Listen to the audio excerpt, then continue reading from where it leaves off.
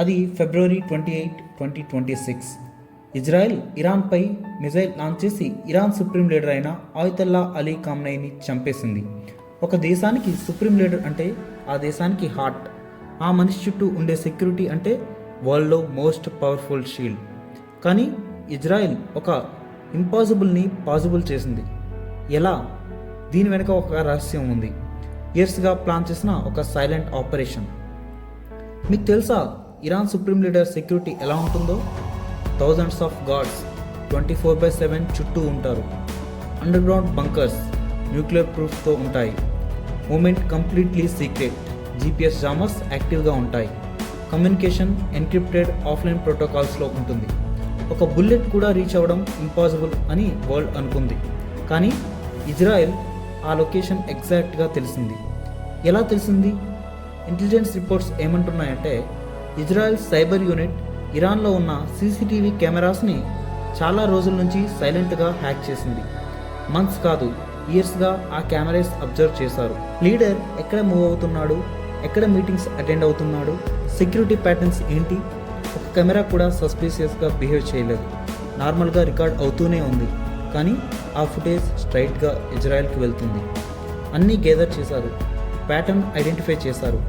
ఆ ఒక perfect time కోసం వెయిట్ చేశారు. ఆ టైం రాగానే కరెక్ట్ లొకేషన్ లాక్ చేసి మిజైల్ని లాంచ్ చేశారు. Most protected man, most guarded location. కానీ ఒక డిజిటల్ లూప్ హోల్ అన్నీ డిస్ట్రాయ్ చేసింది.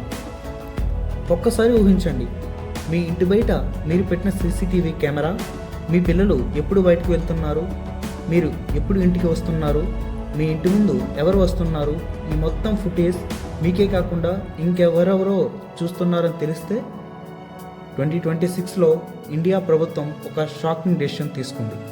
చైనాకు చెందిన కొన్ని సీసీటీవీ కెమెరా బ్రాండ్స్ని బ్యాన్ చేసింది.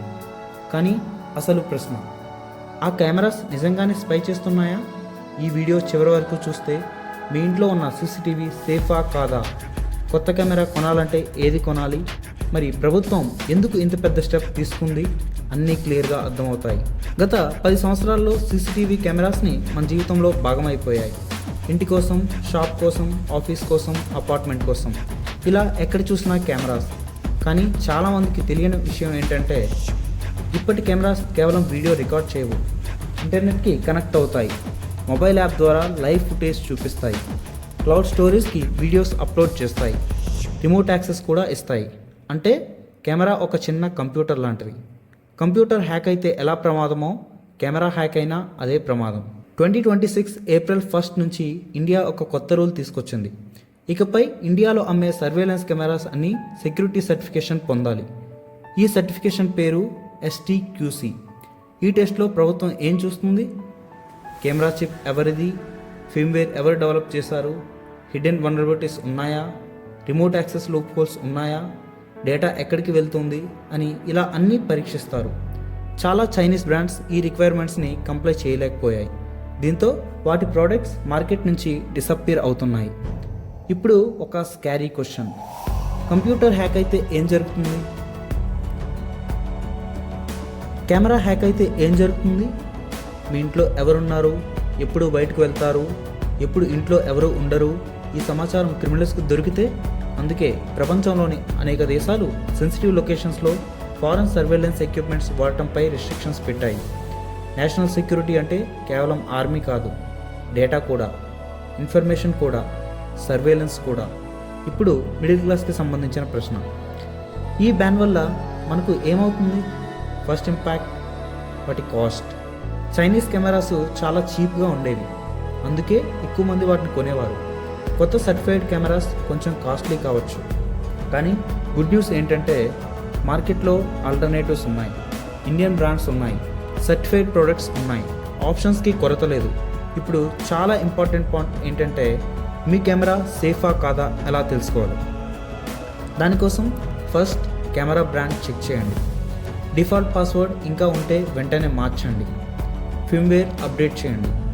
అవసరం లేకపోతే రిమోట్ యాక్సెస్ ఆఫ్ చేయండి. కొత్త కెమెరా కొనేటప్పుడు STQC సర్టిఫికేషన్ ఉందో లేదో చెక్ చేయండి. ఈ స్టోరీ కెమెరాస్ గురించి కాదు, డేటా గురించి. ఇప్పటి ప్రపంచంలో ఆయిల్ కంటే వాల్యుబుల్ రిసోర్స్ ఏదైనా ఉందంటే అది డేటా. ఎవరి దగ్గర ఇన్ఫర్మేషన్ ఉంటుందో వాళ్ళ దగ్గర పవర్ ఉంటుంది.